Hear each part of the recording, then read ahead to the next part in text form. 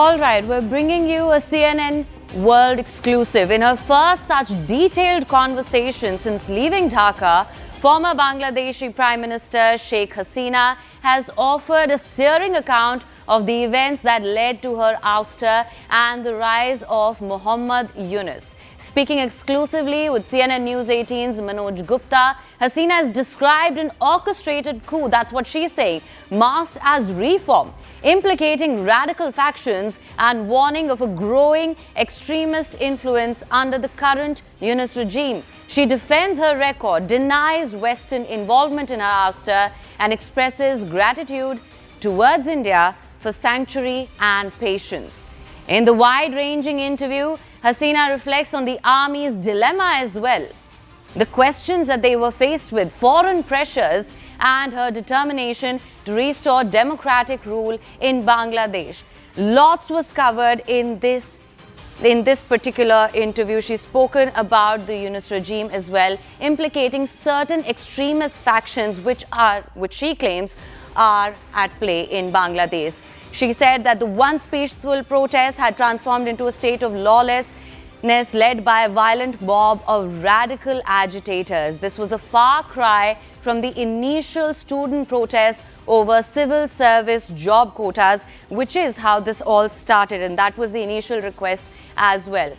Now, for more on this, we have with us Anand Narasimhan as well, who's joining us live. Thank you so much for joining us, Anand. Let me just come across to you. Big claims by Sheikh Hasina here, and she's also mentioned the role of India, saying that India stood by me with patience. Now, what do you think that reveals about India's strategic restraint and wisdom?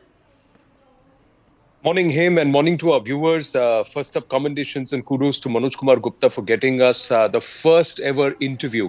It's a written interview. It's a text interview. The full details are out on News18.com. We urge our viewers to kindly peruse and go through it. Even as we break down, there are a series of 10 questions that have been answered, starting with what happened and did she even have an inkling that there is going to be an overthrow of a democratically elected government and she is going to be unseated and she would have to flee the country. So she starts from there, and then the conversation flows. The role of the army chief, Waqaruzzaman, and who's the one who's operating in the shadows? Is Yunus just a front? And did he fool certain entities in the West with his economist front?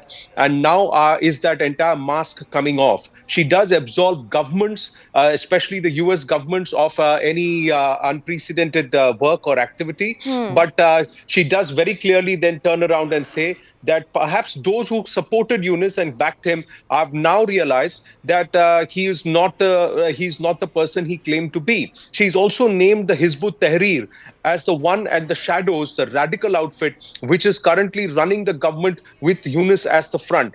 What she has urged, she has very clearly urged, is for democracy to be returned to Bangladesh, for the people of Bangladesh to be given a free and fair chance to elect their leader. She has not ruled out the possibility of her going back to Bangladesh, but what she has said is the power has to be returned to the people, and she has only urged India. While she thanks India for the sanctuary provided, she thanks India for the patience and the restraint shown, she also urges India not to mix the utterances of the Yunus-led interim government and the radical elements who have been placed there to be the voice of the people of Bangladesh. She has said, please be patient with the people of Bangladesh. The people of Bangladesh have not forgotten Bharat. They do not have an animosity towards Bharat. They just need the chance. And she's only urged Bharat to continue to keep pressure on Yunus and this establishment to ensure that there are free and fair elections. Now, mind you, even as we speak, and Sheikh Hasina speaks with News18.com and the News18 network, the Awami League stands banned. The Awami League stands banned in Bangladesh. But Sheikh Hasina has said that the Awami League has enough and more cadre on ground, enough and more support on ground to come back and stand up. And let's just say, just hours before we have put out this interview, the Awami League has started orchestrating protests on ground against the tyranny of the interim establishment and demanding a restoration of democracy and free and electoral process, giving the power back to the people. So there are various things that she has opened up on, but she does hold back on the role of Waqaruzzaman, because she said that there was a choice that needed to be made on saving thousands of lives and also the lives along with my near and dear ones, the staff. And the advice at that point was to leave the country at that moment for the safety of a lot of people. On the role of the Chinese and her equations with Beijing, she says China remains a partner in security and trade, and we would like to continue to engage with China on that levels. But she does call India a true friend. She does thank India profusely for not just providing her sanctuary, but also the patience and the restraint that Bharat has shown so far. Absolutely. Also joining us on the broadcast right now is Deepak Vora, former diplomat. And he's joining us right now on CNN News 18. Thank you so much for joining us. Now, let's just talk about what she has claimed in this interview to CNN News 18 as well. The West, she claims, mistook Yunus's economic genius for democratic credibility. I just want to ask you if you think this somehow points to the West, even though she's absolved the United States of any sort of a predetermined role in this. Do you think this points to the West's tendency to impose selective morality on democracies outside of its sphere of influence? Thank you very much, ma'am. Always a pleasure to be with you on your channel early in the morning. It's wonderful, and the pollution levels in Delhi are very high, so it's nice to talk about something else. The interview that she has done, she appears to be softening her stance towards the United States. This means that she sees the United States as a major player in Bangladesh in the years to come, in the election to come. Compared to her earlier statement, she now says that there was no reason to believe that the US government or other foreign powers were actively involved in what happened in Bangladesh. She has realized that being petulant and accusing the whole world of conspiring against her doesn't lead her anywhere. They will simply ignore her. So now she's trying to get back the relationship that she once had with the West and saying that, all right, you guys are okay, but my ouster was engineered by this scoundrel Muhammad Yunus Khan, and he sponsors extremists. He's a terrible fellow. She's trying to give this message also to the Western countries that your issue today, the biggest challenge that you face, is Islamic terrorism. And she's done this interview soon after the Red Fort blast in Delhi, which has been universally condemned. She's trying to tell them that, look, this guy is fooling around with these people, and that could be a threat not just to you, but to your friends, to the whole world, in fact. She says he's a front man for extremists. He's not a symbol of democracy. So I believe that she has moderated her stance vis-a-vis the US. She's given a powerful message to the Western countries, and she has openly acknowledged that India has been standing by her. Ma'am, I think this is a statement of fact. We never let our friends down. This, again, is something, her endorsement of India's foreign policy is something that I appreciate very much. I've been to that country several times. That she understands that we are her true friends. We are Bangladesh's true friends. We don't wish them ill. That, I think, is a very powerful statement also. Ambassador Deepak Voraji, good morning. This is Anand Narasimhan here. We need a wise and seasoned diplomat to read between the lines and to break it down for us. But thank you very much for doing that and bringing in that very interesting perspective. So she is trying to be a little more circumspect rather than being petulant, you say. But she's also praised the Trump administration. But she knows that there is a cost to it. The Americans want the St. Martin Islands, and that was the reason. That was the reason why this entire orchestration of the ouster happened.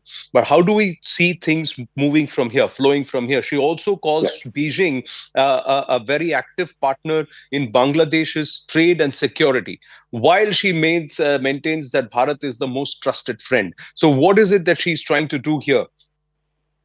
Well, thank you very much, sir. Always a pleasure to learn from you. I appreciate what you say. Your own perspective is always brilliant, as of your colleague. She has understood that you can't mess around with the United States. The US enemy, who is their enemy number one? It's not Bharat, sir. It's not Russia. Enemy number one is China. Whatever Trump says, he changes his mind every day. And he's now beholden to Beijing for the rare earths, etc. Whatever. The rare earths, by the way, are not so rare. So many countries have them. But it will take centuries to actually bring them to a commercially exploitable level. So what she is trying to do is tell them that, look, all right, whatever has happened, and bygones be bygones. Make sure that the election scheduled for February 2026 are free and fair, and don't get involved in them, because my party, the Awami League, is likely to do well in those elections. This is my understanding. As far as China is concerned, she understands that she can't live in a pond and fight with the crocodile over there, which in this case is China. Now, about China's relationship, she says good security and good trade, which is actually being somewhat disingenuous, because China doesn't provide security over there at all. China, in fact, itself is being beaten up by all these characters in Bangladesh, all the investments that it has got. There is the issue of whatever support the Uyghurs are getting, etc., etc. So that's being somewhat polite, but not totally honest about the role of China. China is on the decline in Bangladesh, as it is in Myanmar and in Nepal. But she's yet saying that, look, I don't want you guys to get angry with me and help me to come back. And as far as St. Martin Island is concerned, so I'm not even sure that the Americans are interested in it any longer, because there are other priorities. But if they are, then I have no doubt in my mind that she'll come to an agreement with them and say, all right, my sovereignty, because part of it is also owned by Myanmar. Myanmar regime is, of course, now looking to the United States for survival. She'll say, all right, both of us will lease it to you. This is my understanding. I've seen this in 52 years in diplomacy. We'll lease it to you for 39 years or whatever. After that, we'll take our sovereignty. The fiction of my sovereignty is maintained, but in reality, you manage the place. But Ambassador, one more question. She doesn't name the JMB or the BNP, but she names the Hizb ut-Tahrir. What is that signaling? That is signaling that Bangladesh, the Bengali sir, is a Bengali first. He's then a Bangladeshi, and he's then a Muslim. I don't see Islamic extremism surviving very long in Bangladesh. So the message that she is giving over there is that these characters are very dangerous, not just for my country, but for the whole world. The world should combine to oust them. And if Yunus has to go back to becoming Hillary Clinton's cook or washerman or whatever he was, well, let him go there. My own feeling is, sir, that he will flee before the elections take place, because he's not going to get immunity. He's not going to be one of those like in Muniristan, not Muniristan. What is that country called where Munir runs the show? So Muniristan has given this guy immunity for the next 5,000 years. Yunus understands that that's not going to happen in Bangladesh. Exactly as he was chasing Sheikh Hasina, it was a kind of witch hunt. There might be a witch hunt against him. So he would want to run away and settle down somewhere else. Right. Ambassador Vora, if I could just come in here, and of course she's called for free and inclusive elections as well. Just looking at how things are playing out right now, do you think Bangladesh risks becoming another case study of the strongman versus savior cycle that many democracies may seem susceptible to? I have a feeling that the Bangladesh army, with the particular present army chief, will make sure, absolutely make sure that the elections are free and fair. Why hasn't the military taken over so far? They could have done it. There were calls for it. There were, internationally also, there were muted voices saying, "Bhai, sambhalo us jagah ko, go and take over and beat all these chaps who are creating trouble." I believe they'll ensure that there is a good election, as good in inverted commas, and that the party that comes to power is in place, forms a government, etc. They will try and contain the violence during the election. I don't see the military taking over, because then Bangladesh in its present form will be totally isolated internationally. This is not the time for coups, ma'am, whatever Donald Trump says. This is the time where people claim that democracy is the best system that should be in a government. And so the military, I think Bangladesh's economy is in a mess. They need money, they need bailout, they don't have energy, they don't have food, they depend on India. I think the military is going to see that. Waqar Yunus has been making, Waqar al-Zaman making statements that India is a great friend, we like them, we love them, etc., etc. The idea is that please keep giving us whatever support you're giving us. The Adani group has sued them and said, give us this money, etc. Whatever the result, I think they're also softening their stance towards India. All right. Ever since Yunus has come, of course, there's been this unmissable pivot away from India and its friendly relations that it had under Sheikh Hasina. That being said, do you think we're going to see a recalibration of Yunus's stance on that, or perhaps ties with China as well? What is the option? The Chinese are not going to give him $1. He went there recently. There's even talking about that China-Bangladesh economic corridor. Ma'am, the CPEC, the China-Muniristan economic, not Muniristan, whatever, economic corridor is dead. Have no doubt about it. I mean, I'm familiar with what is happening. There's not one project is generating any revenue. So how long can you go on bailing out an economy that has fallen lower than the lowest level in international estimation? So I think that he understands, his advisors hopefully, including the military, have told him, look, China is here not because they love you. They don't love Islam. Look what they've done to the Uyghurs. They are there because they feel that you won't pivot towards the United States. You will be our friend. You won't allow the Americans to come to San Martin and build whatever they are planning to build over there. So I think that is his game. And the Chinese are trying to say this to him. But they have absolutely, ma'am, a lot of my friends, I've just come back from the United States, spoken to many, many experts. They say the Chinese do not love this character at all, nor do they love the extremist element in Bangladeshi politics. I'll just conclude this by saying, you remember there used to be a chap called Mullah Baradar or something like that from Afghanistan. And then they had called him over to Beijing and said, oh, the Taliban is a pivotal force and we'll engage with them. And you guys stopped supporting the ETIM, the Islamic movement of East Turkestan or whatever. East Turkestan. Right. Said, don't support them. You are a pivotal force, etc. So let's start on a fresh page. The Taliban fellows smiled and laughed and had good food, etc. and stayed in a good hotel. But thereafter, they haven't changed it at all. They're beating up the Chinese wherever they find them. Same, ditto with the TTP in Pakistan, ditto with the Baloch fellows. So therefore, the Chinese understand that all this nice talk about, oh, we love you, we don't interfere, etc., it's not taking them very far. It will not take them very far in Bangladesh. Right. So they will also be very careful, sir. Right. Ambassador Deepak Vohra, always a pleasure speaking with you, sir. Good morning and thank you very much. Thank you. We'll also try and connect. Thank you, sir. Thank you. And we'll also try and connect. Haim is with us. Haim, if you can just go through those passages which are on news18.com, the questions, especially her response to what she sings about the American influence and also the Chinese, what her equations with the Chinese are and how she looks at China. Two important answers which also then post what Ambassador Deepak Vohra said in perspective, that she is trying to be a little more circumspect in her approach while continuing to indicate that she will stay put in Bharat till the time things normalize in Bangladesh. And that's the other question, whether she will return to Bangladesh. She leaves it open. She says it's about the people, and as long as the people can decide and the people can vote fairly, that is my priority and that's what I want. Somewhere signaling that the Awami League would want to be, one, allowed to contest the elections as the Awami League, and two, full democratic freedom to go out and campaign in Bangladesh so that there is a free and fair election, hoping that the people will vote her back and open up her passage to come back. Her biggest question, and I think the first answer itself, she says, the moment Muhammad Yunus, as soon as he became interim advisor, he stopped all the inquiries against the actual perpetrators of the Bangladesh uprising and said the judicial inquiry will be terminated. That was proof that there were radical elements and Yunus has been propped up by them. And that's where it all starts. And she says that's what is the critical part there. Why did you stop a judicial inquiry there if your head is above water and your intentions are above board?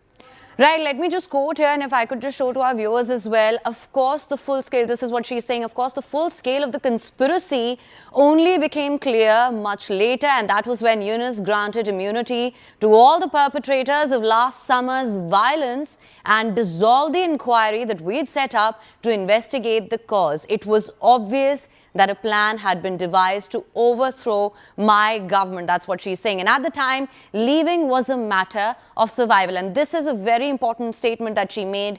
Leaving was a matter of survival. I did not want to leave Bangladesh, but it was made clear to me that remaining would not only have put my life in danger, but also the lives of those around me. But that's what she said when Yunus granted immunity to all the perpetrators of last summer's violence and dissolved the inquiry. Now, she's also said that these, of course, as we all know, and we've been tracking this as well, started as peaceful protests and had transformed into a state of lawlessness, which was led by a violent mob of radical agitators. Now, the second point that she's made is that the military here was faced with an impossible situation, defending a constitutional government against overwhelming mob violence while also avoiding any further loss of life. Our discussions focused on preventing a complete breakdown in law and order and ensuring the safety of my family and staff and of the ordinary civilians on the streets of Dhaka. Whether or what kind of external pressure influenced decisions, I cannot say. Now, these are some of the big statements that she's made. You can, of course, go through this entire interview on CNN News 18. And with that, Anand, thank you so much for joining us with your perspective and your insights on this as well. And we're going to slip into a short break. Don't go anywhere. Lots to track on the other side. Tune back in.